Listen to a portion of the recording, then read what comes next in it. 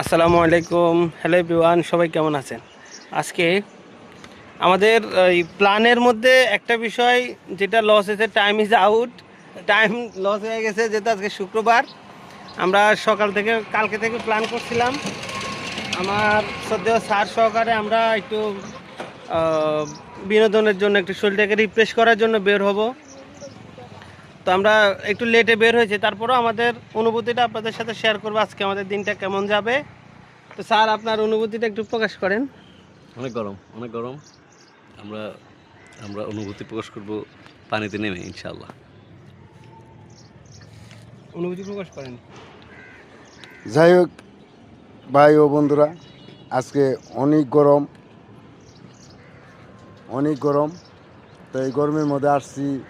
এদিকে আমাদের রাকিব ভাই, ডাক্তার হৃদয় ভাই, ফরহাদ স্যার, আমি মাসুদ। তারপরে পানিতে নেমে দেখি কি অবস্থা বোঝা যায়।